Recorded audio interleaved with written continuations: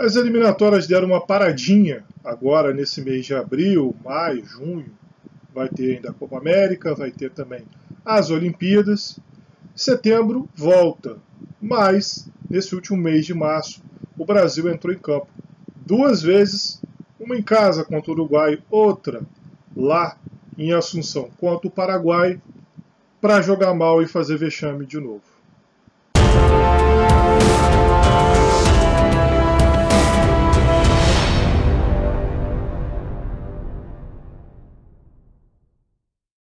Bem, gente, falando um pouco sobre eliminatórias, como eu prometi para vocês, esse ano é um ano de eliminatórias, ano de Olimpíada, de Eurocopa, de Copa América do Centenário também. Eu vou falar sobre essas competições. Hoje falando sobre os jogos do Brasil na última eliminatória. O Brasil que hoje ainda figura entre os classificados, porém muito longe de apresentar um futebol satisfatório. O Brasil entrou em campo na última sexta-feira santa, né, no mês de março, dia 25 de março, se eu não me engano, contra a equipe do Uruguai, lá em Recife, né, para fazer uma partida bem mais ou menos. Eu digo mais ou menos, não por causa do primeiro tempo, eu digo pelo jogo inteiro. No primeiro tempo o Brasil até que jogou bem. O Brasil conseguiu uma supremacia tática muito em função de um erro que o maestro Oscar Tavares, que é o técnico do Uruguai, acabou cometendo. O Tavares acabou colocando em campo um 4-4-2. E no 4-4-2 dele, o Brasil sempre tinha um a mais no meio-campo. Esse homem a mais acabou fazendo diferença.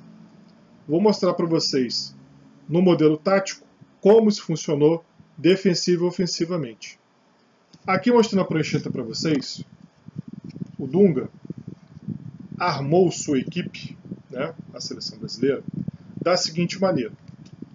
Bom, Alisson no gol, gosta de tomar um gol por baixo do braço, é uma coisa impressionante esse menino. Mas, enfim, tem quem gosta. Né? Na lateral direito, o Dani Alves. Miranda, meu Deus do céu, Miranda, que 2 partidas horrorosas que você acabou fazendo pela seleção brasileira. Davi Luiz, eu já estou ficando impaciente com esse cara. Na lateral esquerda, Felipe Luiz, falhou nos 2 jogos também. Luiz Gustavo, que vem sendo um jogador regular, porém não inspira confiança, pelo menos em mim. Pelo lado direito, o William, que tem sido o melhor jogador da seleção brasileira nesses últimos tempos. No meio-campo, o Renato Augusto fez boa partida. As 2 partidas ele fez 2 boas partidas, mas está jogando sozinho praticamente. Fernandinho, que jogou de uma maneira no primeiro jogo, de uma maneira no segundo tempo, de outra maneira no primeiro tempo do segundo jogo e de uma quarta maneira no segundo tempo do segundo jogo. Eu vou mostrar para vocês essas diferenças táticas, que acabaram com o jogo do Fernandinho, inclusive. Douglas Costa, pelo lado esquerdo, e aqui, no comando de ataque, o Neymar. Bem, como que o Brasil conseguiu essa supremacia tática? A equipe do Uruguai jogava com 4 jogadores, aqui no meio campo. Esses 4 jogadores eram: o Dani Alves pegava o jogador aberto pelo lado direito, o Felipe Luiz, o que estava aberto pelo lado esquerdo, né? No caso, aqui, o Ceboja Rodrigues, do lado direito aqui, aliás, o Ceboja Rodrigues do lado direito do Brasil, no lado esquerdo deles, e do lado direito aqui o Carlos Sanches. Esses 2 jogadores aqui pegavam os 2 cabeças de área, e esse cara aqui sobrava.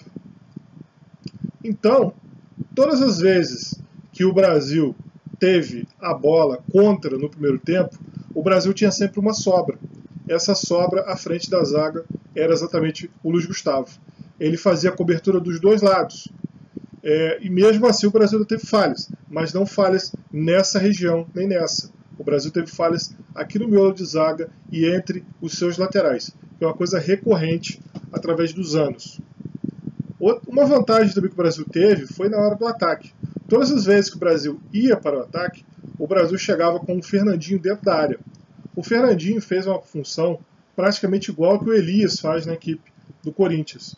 Elias, que é o titular da posição aqui, não jogou porque estava machucado, voltou agora nas últimas partidas do Corinthians aí, contra o Santa Fé, inclusive ele fez até gol, lá no estádio El Campín, e vai com certeza ser o jogador dessa posição.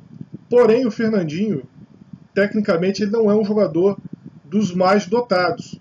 Então, qual era a jogada do Fernandinho? Era pegar a bola, jogar para o lado, infiltrar para tentar fazer o gol de cabeça. E todas as bolas levantadas na área buscavam a ele. Isso trouxe um problema porque aqui, ó, quem deveria acompanhá-lo, que era o Arévalo Rios, ou ele acompanhava o Fernandinho, ou ele olhava o outro jogador do outro lado, que era o Renato Augusto. Que é o jogador que o Vitinho, que estava no meio de campo aqui, não estava conseguindo acompanhar nenhum dos dois. Dentro da zaga também, um grande problema. Sebastião Coates e também o Vitorino, ex-jogador do Palmeiras e do Cruzeiro, também não se entendiam. Tanto que o primeiro gol do Brasil, do Douglas Costa, saiu num cruzamento aqui do William do lado direito, que o Coates saiu na cobertura, eu não entendi. O Álvaro Pereira, desculpa, ficou dentro da grande área, também não entendi, deveria ser o contrário, né? O Coates na área, o Álvaro Pereira na cobertura. E a bola passou por todo mundo e achou o Douglas Costa, 1-0 Brasil. Depois, uma enfiada de bola dentro da grande área, a zaga saindo, o time brasileiro entrando, acabou o Renato Augusto fazendo 2-0. No segundo tempo, o maestro acabou assumindo a batuta do jogo. O técnico do Uruguai, o Tavares, gente, eu falo Tavares, o pessoal às vezes, mas é Tabares, não. Tabares é a maneira que escreve. O jeito que pronuncia o nome dele é Tavares. O Tavares acabou dando um nó tático no Dunga. O que ele fez? Ele também fez um 4-1-4-1. Com o 4-1-4-1 dele, esses dois jogadores aqui, ó, tiveram que recuar para poder pegar um dos meias que ficavam mais à frente. Com o recuo desses jogadores, olha o buraco que se criou aqui, ó. E ninguém veio tapar, porque o William e também o Douglas Costa são jogadores agudos, jogadores que jogam bem aberto, jogadores que gostam de jogar. Acho que o William, inclusive, poderia ter entrado um pouco mais pelo meio. Talvez ele propriamente ir do outro lado, invertendo aqui, ó, o Fernandinho com o nosso glorioso Renato Augusto, talvez pudesse encaixar um pouco melhor dessa maneira, dando espaço para o Daniel Alves subir ao ataque. Porém, da maneira que o Brasil estava jogando, acabou que eles tiveram vantagem no meio-campo.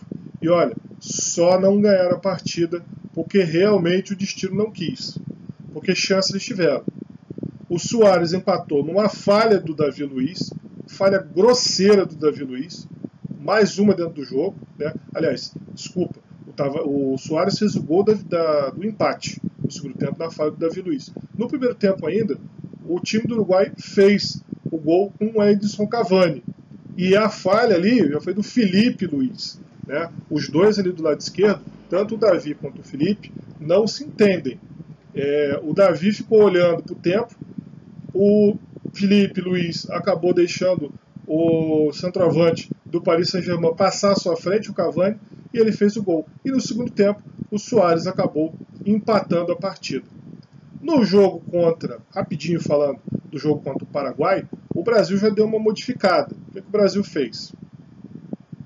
Prendeu dois volantes aqui, um pelo lado direito, um pelo lado esquerdo.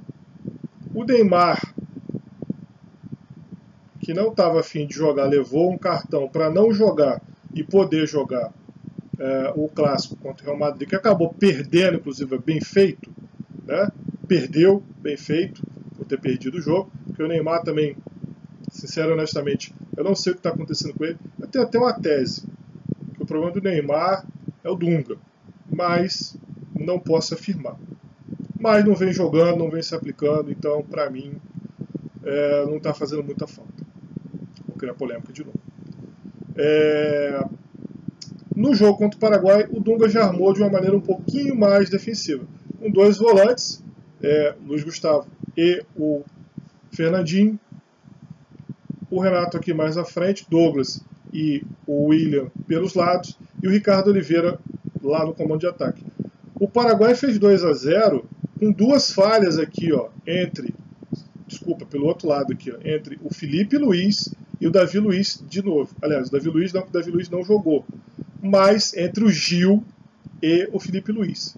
O Felipe Luiz de novo deu mole, eles fizeram um gol num cruzamento dentro da grande área. Depois fizeram 2-0, mais uma vez falha da zaga. O Miranda fez uma partida horrorosa contra o Paraguai, pior do que contra o Uruguai, inclusive. E depois, na melhor qualidade técnica e até mesmo na parte física, no final do jogo, o Brasil acabou sobrando. O Ricardo Oliveira empatou o jogo e depois o Brasil conseguiu 2-2. Mas não foi absolutamente nada convincente, para mim pelo menos, a equipe do Dunga. Pois ainda está muito longe de ter um padrão tático definido, está muito longe de ter um time definido, está muito longe ainda de ter uma classificação definida. Eu vou dar uma opinião aqui para terminar o vídeo, que é o que eu realmente acho. A Copa América do Centenário, que o Brasil não deve levar o time principal, deve ser um divisor de águas. Não acredito que a CBF vá sustentar o Dunga se não houver uma vitória nessa Copa América, mesmo que o Brasil não vá com seu time principal. Portanto, Dunga, ó, seu Carlos Bledor Verri, ó, abre o olho. Você está a ponto de entrar nessa fila imensa de desempregados que nós temos no Brasil atualmente. E emprego está difícil. Não sei para você, mas para o resto da população, com certeza. Gostou do vídeo? Então, compartilhe, curta, se inscreva no canal, peça seus vídeos, deixe seus comentários aqui embaixo, aqui, ó, tem bastante coisa. Vou deixar os links dos dois jogos para vocês analisarem e verem se eu estou falando besteira ou não, ok? Um abraço a todos e até a próxima!